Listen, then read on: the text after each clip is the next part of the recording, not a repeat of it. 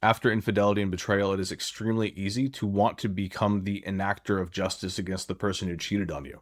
Because not only are you dealing with the wounds and the pain of having been betrayed, having the reality ripped out from underneath you, but you're also dealing with the frustration of feeling like they are getting away with it.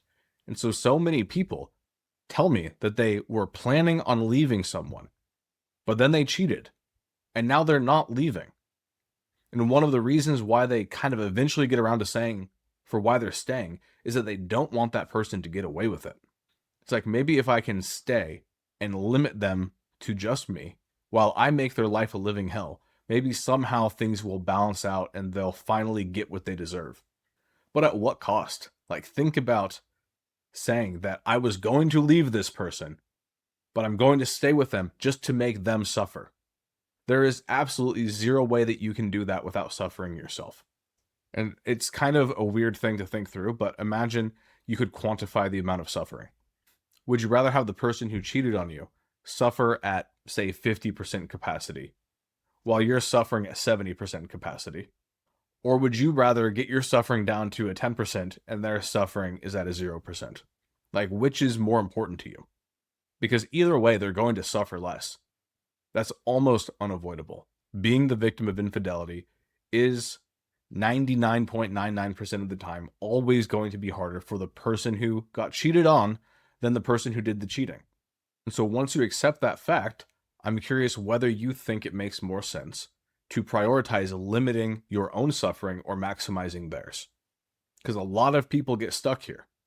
They stay in situations, beat themselves up, endlessly deliberate, and it all comes back to this desire for justice.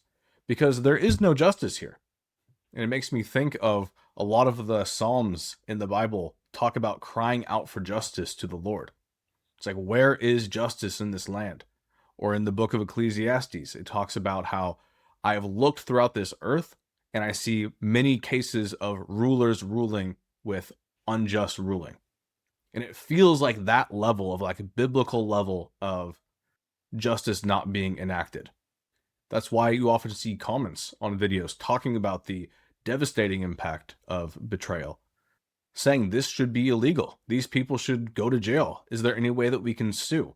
I'm not a lawyer or a policy expert at all. I know that in some places there are more strict judgments in the court of law based on whether or not there was infidelity, but that's not even exactly what we're talking about. We're talking about the ideas of fairness, what people deserve, and something like karma or divine justice. And so if that is what you're struggling with, is this almost spiritual level of it, I would recommend for you to think of the solutions more so along a spiritual line. Because I think that we think that we're the ones that need to enact this cosmic justice. And I just don't think that we can. What you're looking for, you can never actually give them unless you're willing to go to jail for it, which I would highly recommend against. Because again, your life, your happiness, your peace of mind should ultimately matter more to you. And if they don't, you're just continuing to center the person who hurt you in your own story. You're making them the main character of your life. Everything becomes about them as the villain. And this is a classic theme in movies. The villain who becomes obsessed with hunting down the protagonist. Think of, it's like Javert in Les Mis, who hunts down Jean Valjean from city to city, country to country, looking for him. He's obsessed with him. It is a pathetic level of obsession trying to enact justice on Jean Valjean, who stole a loaf of bread. And so I'm curious, how much are you willing to lose to try to get them to finally feel or experience or see things your way or suffer or whatever it is that you chalk this up to? How much of you are you willing to lose along that way? Or are you willing to give this up to God, to give this up to karma, to give this up to some type of higher power, to give this up to the universe, and to say, this is not mine to bear? Something, someone, somehow, someday will make sure that there is justice here. And that's where I think there's some wisdom in what the book of Romans says. And I think it's quoting from somewhere in the Old Testament, but the verse says, leave vengeance to the Lord. Now, why would it say that? Like, shouldn't we seek out vengeance? If someone wronged us, shouldn't we make it right? And yes, you don't want to roll over, you don't want to be a doormat, because that's what's so humiliating about betrayal in the first place. It makes you feel weak. But what are other ways that you can be strong? What are other ways that you can stop being a doormat that don't lead you to obsessively trying to get back at the person who hurt you? Now, this has been all very abstract so far.